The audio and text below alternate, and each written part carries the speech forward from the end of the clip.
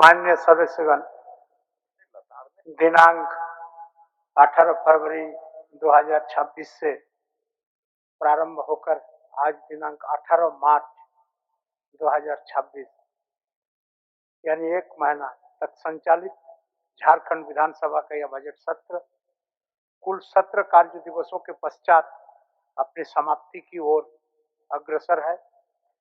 यद्यपि यह सत्र 19 मार्च तक प्रस्तावित था, किंतु 14 मार्च को अवकाश के दिन सदन का कार्य किया गया।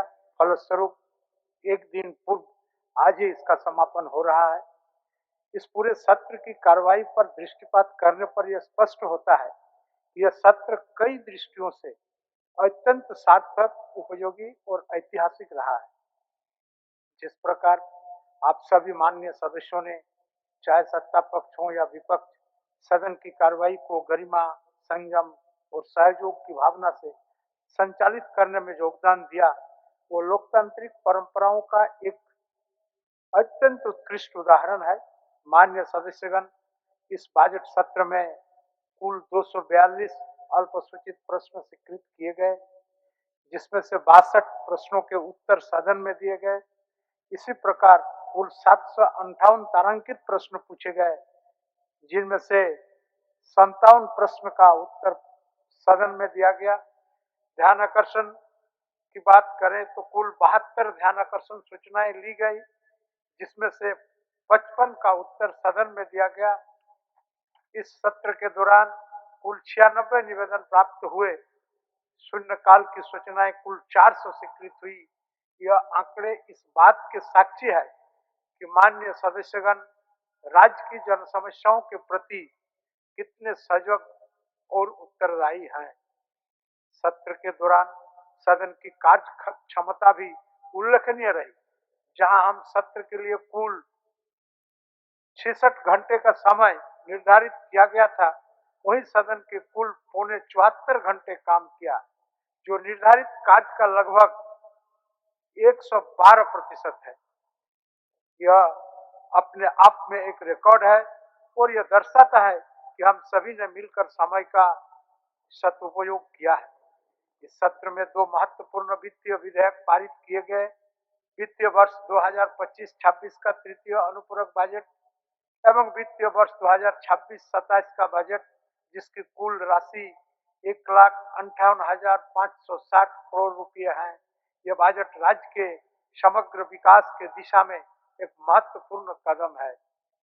इसके अतिरिक्त झारखंड राज्य विश्वविद्यालय विधेयक 2026 भी सदन पारित किया गया, जो राज्य के उच्च शिक्षा के क्षेत्र में एक महत्वपूर्ण मील का पत्थर सिद्ध होगा। ये विधेयक झारखंड राज्य के सभी विश्वविद्यालयों को एक समान ढांचे में लाकर उनकी कार्य प्रणाली को और बेहतर, पारदर्शी और प्रभावी बनाने का प्रयास करता है। इसका उद्देश्य उच्च शिक्षा गुणवत्ता को बढ़ाना, शोध और नवाचार को प्रोत्साहित करना, छात्र को बेहतर सुविधाएं और समान अवसर प्रदान करना है। विधायी कार्यों का यह उपलब्धि इस बात का प्रमाण है कि यह सदन केवल चर्चा का मंच नहीं, बल्कि निर्णय और विकास का केंद्र भी है। इस सत्र की एक विशेष उपलब्धि यह भी रही, इसमें नेभा ई विधान प्रणाली का आंशिक रूप से सफल उपयोग किया गया। सभी माननीय सदस्यों ने अपने शून्यकाल की सूचनाएं घर बैठे ही नेभा पोर्टल के माध्यम से प्रस्तुत की और उसका सफल संचालन हुआ, जिससे उन्हें पूर्व की भांति रात्रि के समय सभा सचिवालय आने की आवश्यकता नहीं पड़ी।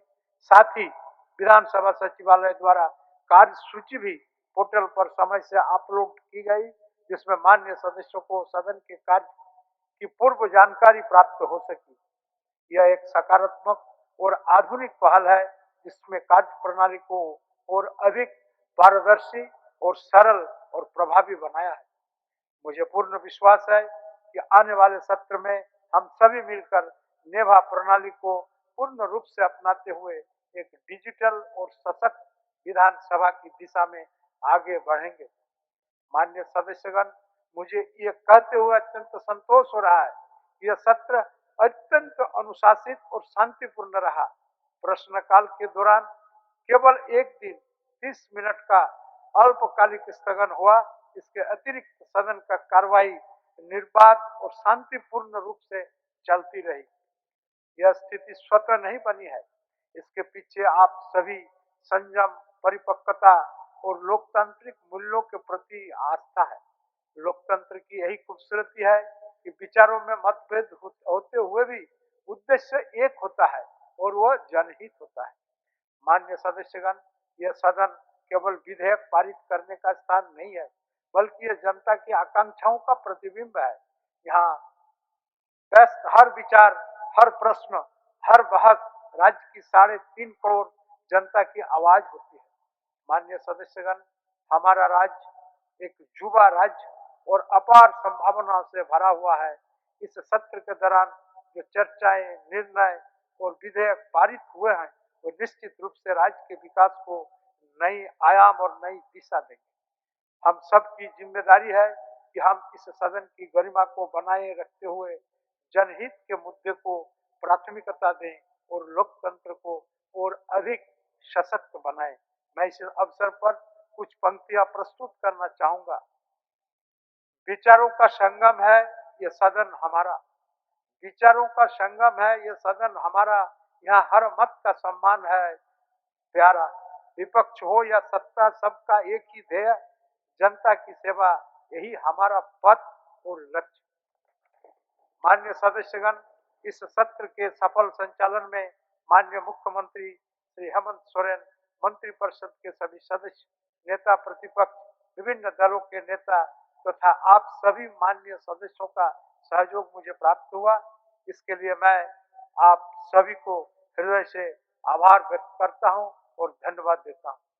इसके साथ ही मैं विधानसभा सचिवालय के सभी पदाधिकारियों, कर्मियों, राज्य सरकार के अधिकारियों, कर्मचारी, सुरक्षा बलों, चिकित्सकों तथा मीडिया के सभी साथियों को भी धन्यवाद देता हूं, जिन्होंने इस सत्र को सफल और महत्वपूर्ण भूमिका निभाई।